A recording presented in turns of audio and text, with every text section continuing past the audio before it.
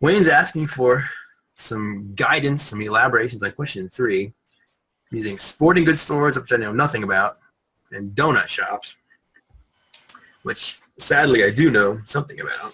Grocery stores and gas stations in a large city would appear to be examples of competitive markets. There are numerous relatively small sellers. Each seller is a price taker, and the products are quite similar. How could we argue that these markets are not competitive? I'm not going to elaborate too much, even if I did use a different example of donut shops and those things. Again, I have these assumptions about how I think competitive markets are structured.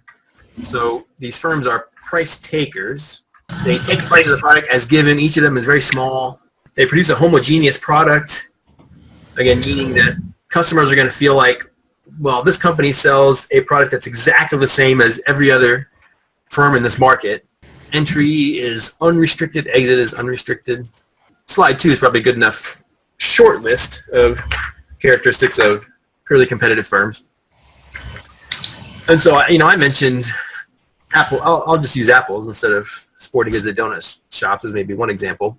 So this looks like a purely competitive market. Again, I said I wouldn't be able to tell one farmer's apple from another farmer's apple. So to me, they look relatively homogeneous. I'm not saying that what I'm going to talk about now is exactly what is going to answer that question for you, but entry and exit from this market is unrestricted, meaning it's extremely easy to get in and out of these markets. Well, if I'm an apple farmer, it's not completely unrestricted. I mean, I have to be able to buy some land, and I've got to be able to buy a tractor. So all of those things, to the extent that entry into being an apple farmer is not costless, then there's going to be some limit. There's going to be some restriction on how many people are going to be apple farmers. Because you could be, I could have just graduated high school and I've got, $200 in my bank account.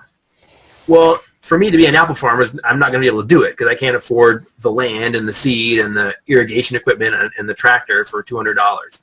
So in that sense, I'm violating the assumption of a perfectly competitive market there because, well, if I want to be an apple farmer, it's not completely unrestricted.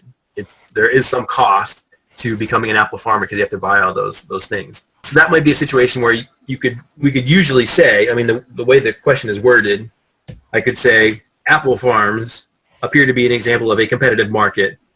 But for part A, I might say, how could you argue that apple farmers market is not competitive? I could say, well, it's not completely free to get into that market. There are some costs involved that prevent some people who might want to be an apple farmer.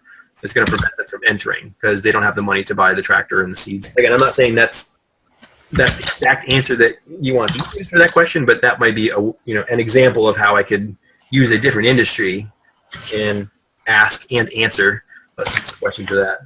Could each firm face a demand curve that is not perfectly elastic?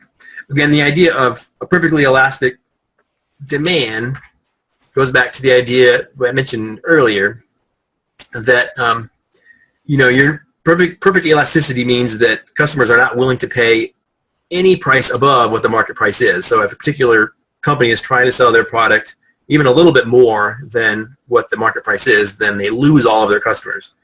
So let's see, could each firm face a demand curve that is not perfectly elastic? But could you think of a situation where maybe you can't? Maybe the answer to part B is no, that they all are going to be perfectly elastic. But is it possible that gas stations and grocery stores might have demand curves that are not perfectly elastic? And that's a big word. Perfectly elastic is a pretty strong assumption, saying that, if a grocery store or a gas station is going to set their price a little bit higher, that they lose all of their customers, that not a single customer is going to remain and pay a little bit more than what the market price is. So again, saying perfectly elastic is a pretty strong assumption. If you could think of reasons why grocery stores and gas stations might have demand curves that are not perfectly elastic, then you could have some direction on part B. How profitable do you expect them to be in the long run? The degree of profitability is going to relate to, how able are you to set prices above your costs.